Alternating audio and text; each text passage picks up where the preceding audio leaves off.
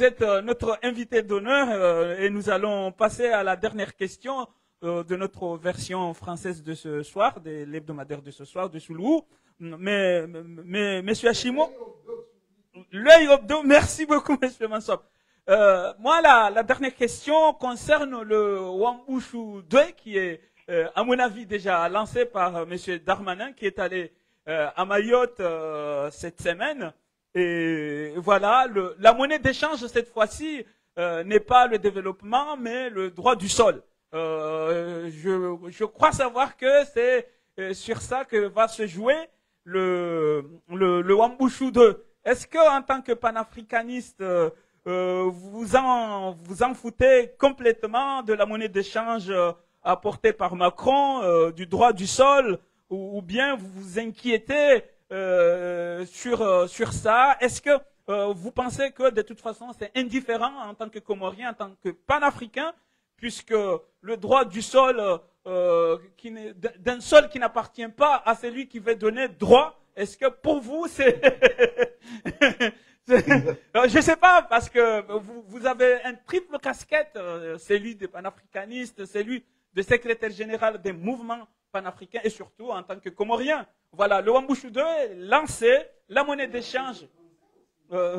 La monnaie d'échange s'appelle le droit du sol, selon Darmanin. Alors, comment vous préparez pour affronter cette bataille encore?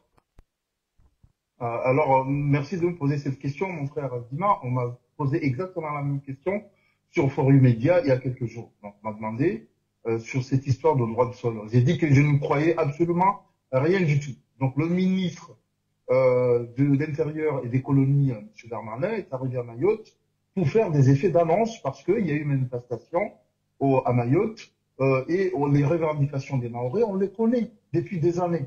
On leur a dit qu'on allait réparer l'aéroport, rien n'a été fait.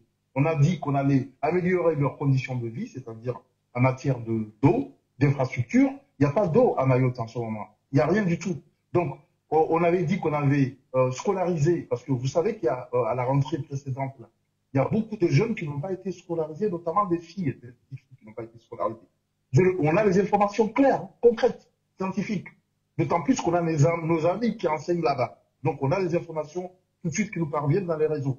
Et surtout nos camarades du XUM, collectif Stop Wambushu, qui travaillent avec nous, qui sont là-bas de façon discrète, parce que vous savez que là-bas, on se croirait dans un pays dictatorial. C'est-à-dire qu'on ne peut pas l'ouvrir, sinon on est poursuivi par des milices là-bas, à Mayotte. Alors, donc, c'est ce que demandent les Mahorais. Les Mahorais demandent de façon générale des meilleures conditions de vie que le colon français leur avait promis et qu'ils ne sont toujours pas là. Et donc, cette opération de Wambushu 2, si Darmanin s'est déplacé là-bas, souvenez-vous, combien de fois ces officiels, que ce soit des ministres, sur Sarkozy ou sur Hollande, se sont déplacés là-bas après des manifestations, juste pour faire des effets d'annonce, pour calmer les esprits, pour faire en sorte qu'il n'y ait pas d'incident, et que les manifestations cessent, et puis après, ils partent à Paris. Après, c'est terminé, ils vivent comme eux. Ils font des fausses promesses, et puis ils s'en vont. C'est comme ça que je prends les choses. Et pour rappeler, justement, par rapport à l'organisation des mouvements anticoloniales dont nous faisons partie, sachez que dans le Wambushu, on va dire, allez, Wambushu 1, au mois d'avril, nous, on a eu l'information bien avant grâce à nos amis qui étaient à Mayotte et qui nous ont envoyé l'information. Hein, et grâce aussi au journal, le Canard enchaîné qui a publié l'information, alors que l'information devait être discrète. C'est le journal quand même français, satirique, qui a publié l'information. Nous, on l'a attrapé, on a commencé la manifestation, on s'est organisé, tout le monde était témoin, au niveau de la société civile, au niveau de la diaspora. On a été un petit peu le catalyseur, on a poussé ceux qui étaient aux Comores et on s'est mobilisé. Il y avait vraiment une synergie on a manifesté dans toutes les grandes villes de France. Et à Moroni, ils ont suivi. Le comité Maoré a suivi, Ngochao a suivi, la plupart des organisations de la société civile comorienne ont suivi. Et donc, on a pu nous stopper quand même. Donc, ce qui veut dire que notre combat, à un moment donné, a un sens. Là, je parle de Wambushu 1, là, au mois d'avril. Hein, et ce qui se passe maintenant, c'est qu'en fait, Nous, on avait compris l'histoire. On a dit qu'à un moment donné, il va falloir peut-être faire une manifestation. Mais qu'est-ce qui s'est passé en fait? Ce qui s'est passé, c'est que ce sont les Mahorais qui font des manifestations maintenant, massivement. C'est-à-dire pour dire non, on veut plus. On a un nouveau mouvement qui est né à Mayotte, hein, qui s'exprime plus ou moins de façon ouverte, qui disent non, on veut plus du colon français. Ils le disent maintenant.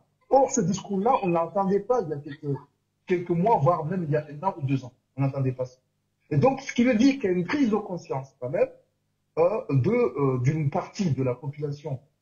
La prise de conscience, elle y est déjà. Elle y était déjà, en fait. Elle y était déjà, sauf qu'on n'osait pas parler. Donc, les Mahorais n'osaient pas parler. Une partie des Mahorais, donc souverainistes, des 4 îles, n'osaient pas parler parce qu'on connaissait, ils avaient peur des représailles. Et puis, de toute façon, ça continue toujours. Mais comme de l'ouverture, il y a une prise de conscience, justement, panafricaniste et de souveraineté qui vient du continent africain, eh bien, les Mahorais ont compris qu'il fallait se manifester. Voilà, et c'est ça, en fait, ce qui a un petit peu chauffé. Je vais m'arrêter là parce qu'il y a un petit problème de son là. Donc, et c'est ce qui nous a poussé un petit peu à prendre du recul par rapport à cette question de droit de sol. Parce que le droit de sol, ils font croire que, parce qu'ils vont interdire les mamans comoriennes de venir accoucher à Mayotte, ils vont pas venir parce que les enfants ne vont pas devenir français. Mais les Comoriens ne viennent pas, les Comoriens des autres îles ne viennent pas sur leur île de Mayotte pour accoucher et espérer que leur enfant soit français. C'est complètement ridicule. Parce que c'est ça la logique de cette histoire, de ce projet de loi. Alors, je précise, c'est pas une loi, hein, c'est une proposition. Une proposition, ouais. C'est une proposition. Qui fait partie de propositions, voilà, pour calmer les esprits, comme je l'ai dit tout à l'heure. Donc, c'est consiste à dire que lorsqu'on est né sur le territoire, comme tu l'as dit, Dima, tout à l'heure, sur un territoire supposé être français, qui n'est pas le leur, eh ben, si vous êtes né là maintenant, vous n'êtes pas considéré comme un Français. Et vous savez quoi, ce qu'il y a au fond de cette loi, en fait? C'est une reconnaissance vraiment que Mayotte, c'est un territoire comorien, tout simplement.